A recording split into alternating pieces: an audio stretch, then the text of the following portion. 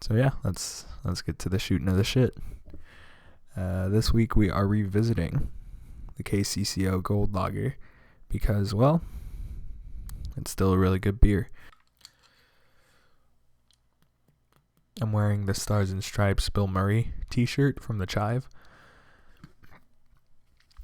Excuse me, but yeah, and I'm rocking an American flag bandana, so you can kind of guess where this is going. Why am I so patriotic?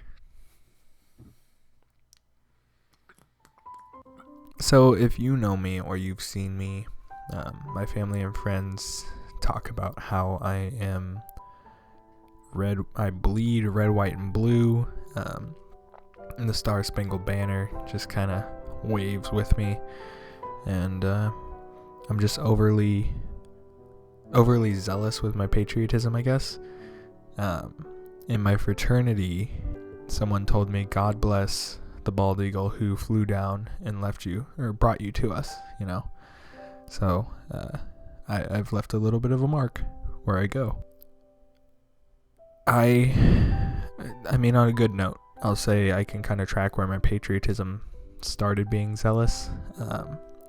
I've always been proud of my country, and it wasn't until I had history with Mr. Reynolds. He even called me America. That was his nickname for me. I don't remember how it started. I just remember being in that class and learning more about this country, becoming kind of a history buff, even though that's kind of died down now. But I just remember always being that guy, the one who's always just like, yeah, my country, America, kind of like the guys at the Trump rally, just not as bigoted or horrible with what I'm actually saying. On the darker side of things, there's obviously a start to everything. So I remember 9/11. I remember where I was. I was here getting ready for school with my mom and my brother, and my mom watching the TV, afraid.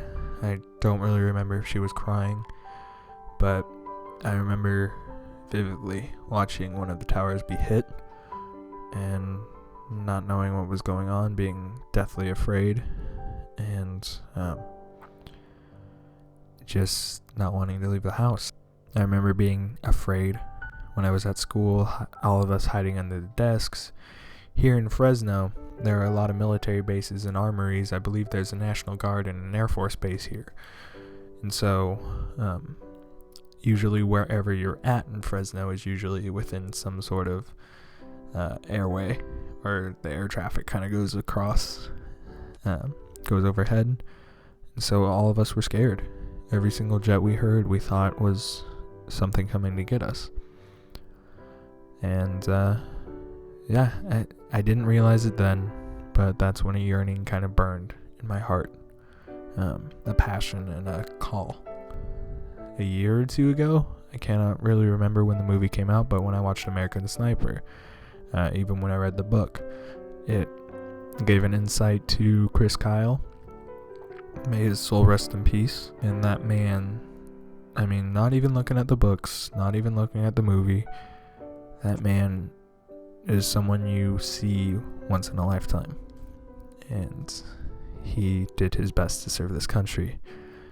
Upon seeing the film and reading the book, that same yearning and passion that I had during the attacks of 9/11 came back. Flash forward a couple months, flash forward a couple years from reading American Sniper and all that to where I'm at now.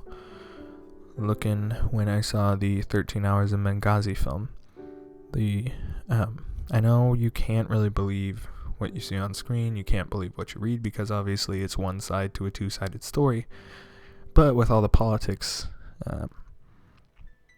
in all of this, it's hard to think that, it's hard not to think that all this could have been avoided, and our brave soldiers and military, our service people, they wouldn't have lost their lives.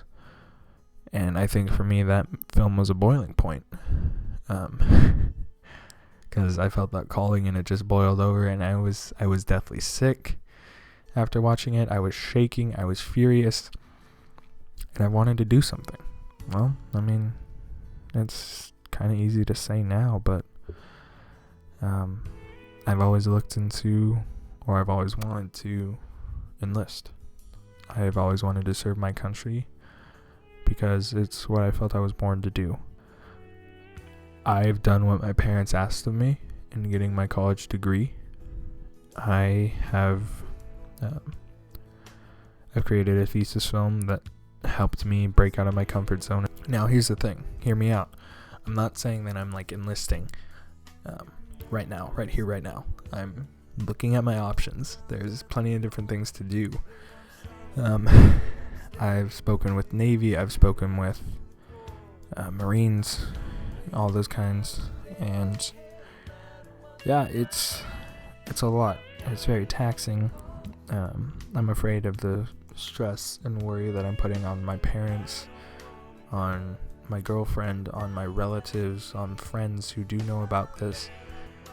This is something that I've always wanted to do, and you know, I didn't want to make a whole hubbub about it, but I mean, here it is on video. I want people to be a part of my lives, so you're kind of hearing my mental capacity right now, or what I'm thinking about. My mom and I, we've given myself about 6 months to a year to get my body in peak physical shape, in order for me to even look or even consider going in and testing to become a Marine officer.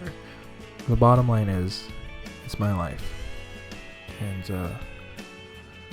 I don't know, it's kind of one of those things where I'm going to listen to people, but it is ultimately my decision about what I do with my life.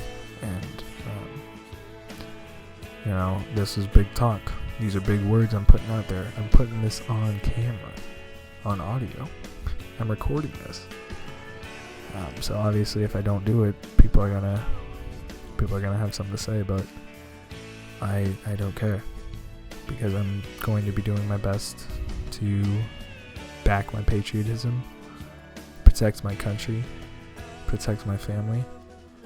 And if the Marines won't take me, well, there might be something wrong with me, but I'll figure out what I can do. I just want to say thank you to all those who are currently serving, have served, and those who don't know it yet, but those who will serve. And we are forever indebted to you. We are forever thankful for everything that you do. And to those of you who lost your lives protecting this country, I drink this one for you. And with that, I will see y'all next week.